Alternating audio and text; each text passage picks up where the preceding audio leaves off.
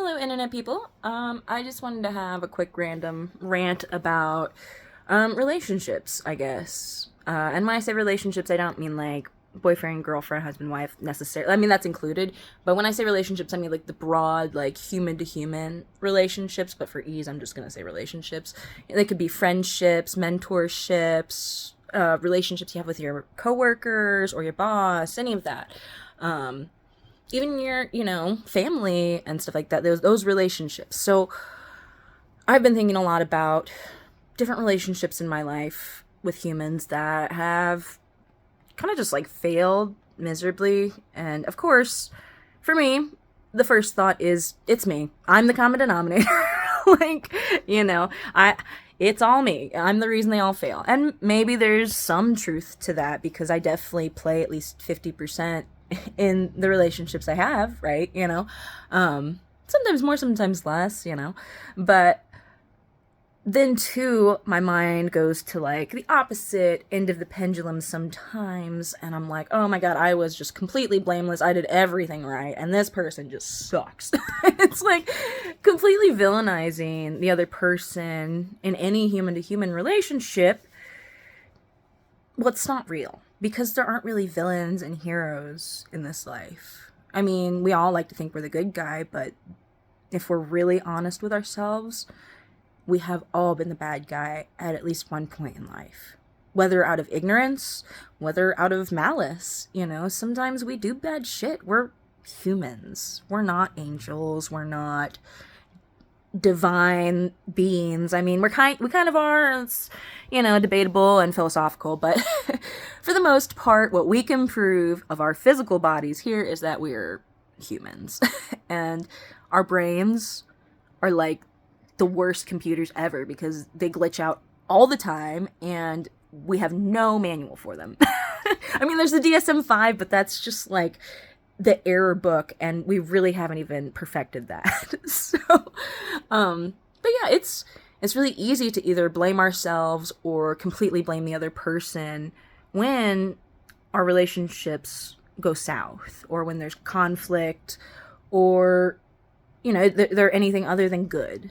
And neither one is the full truth, because the real truth is that both of those are a little true, and the real truth is probably somewhere in the middle. It's that it takes two to try to communicate and fail. Whether it was one person's fault or the other is kind of moot, because one person either couldn't convey it right and one person couldn't understand it right, at least not in the way that was beneficial to either person.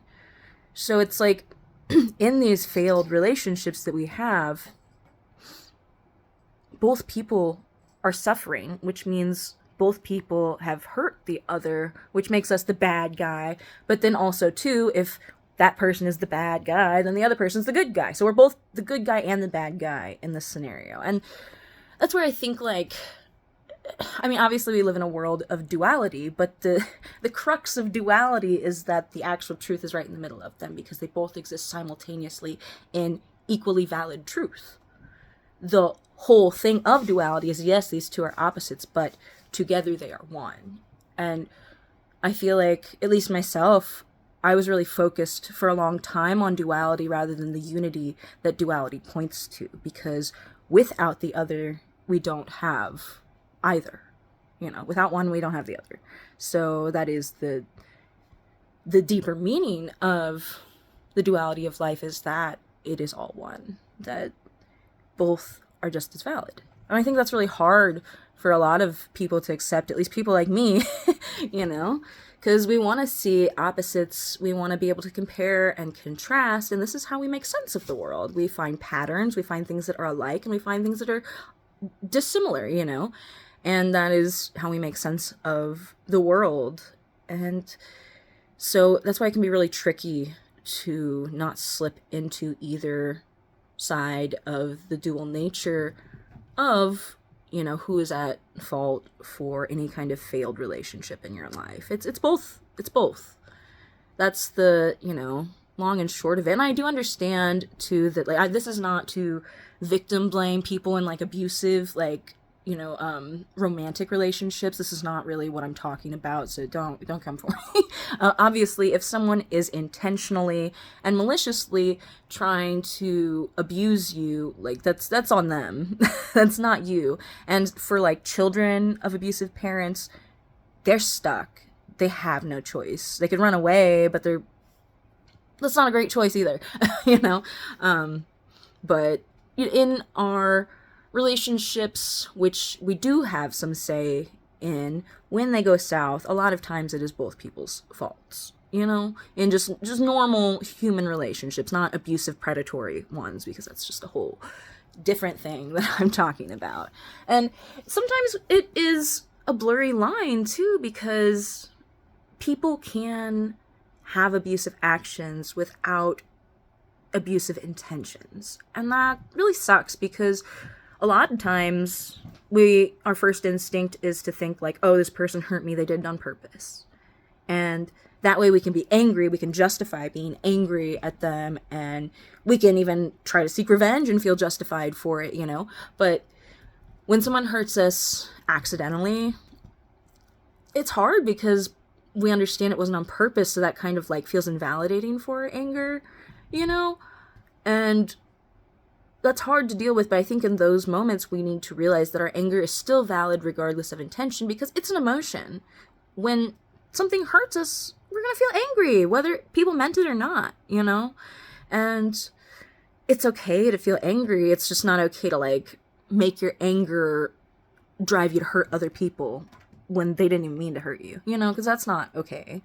But I don't know, it's hard accepting responsibility for what is the part you play in the dissolvement of a good friendship or relationship, and also keeping in mind what is not our responsibility. So when we try to help someone and they don't want to help themselves, it's their fault that they don't want to help themselves. We have no control over that as much as we try.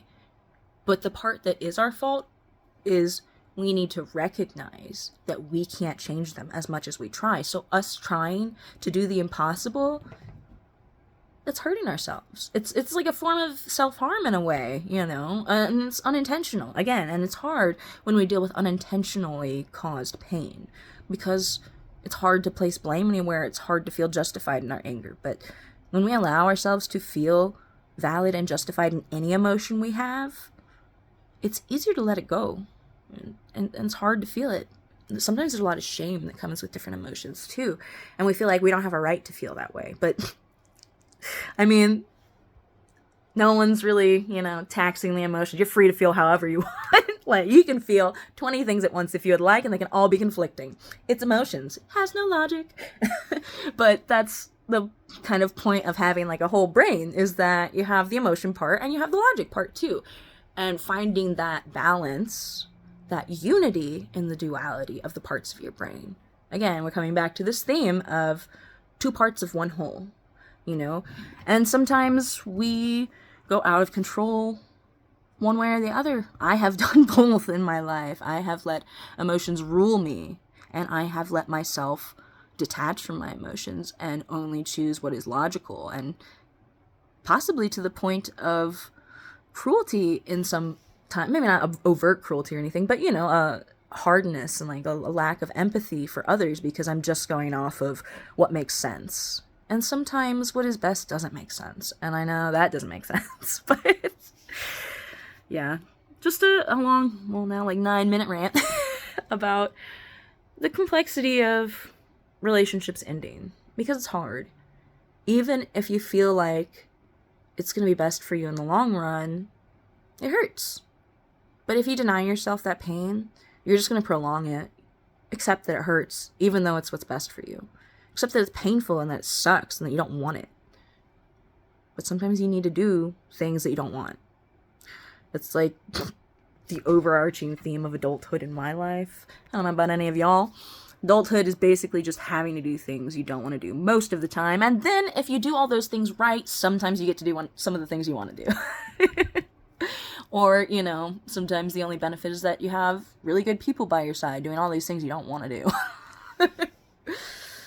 But yeah, so thanks for listening. Maybe this will resonate with someone and they'll get something valuable out of it. I don't know. I just felt really pent up and I just kind of wanted to talk about it to no one in particular and anyone who wants to listen. So, hope everyone's having a beautiful day, and just remember that when we villainize people, it seems easier in the moment, but we're really not doing ourselves any long-term favors, because then we're denying ourselves the accountability that we truly deserve to have. Because that accountability is our power. When we realize we are powerful enough to control everything we think and do, with practice, I'm not there yet. I'm not saying I control everything, but I'm learning to control all the many facets of what is truly in my control. And I think I learn something new every day about what is in my control, And so it's empowering. But everything that gives us power is also a burden in some form, That's, again, the duality and unity of it. Is something that is a blessing will also be a curse in some way. And together, it is the thing it is. It is both beautiful and tragic at once. You just gotta embrace it. Or you can choose to just look at one side. You can choose to look at just the bad. You can choose to look at just the good. But I do think when we can give ourselves the full picture of the unity of how these two opposites play together in like a symbiosis almost, like it's some new perspective that is just a different experience, I think. I enjoy it. Maybe you do too. Have a good one, guys.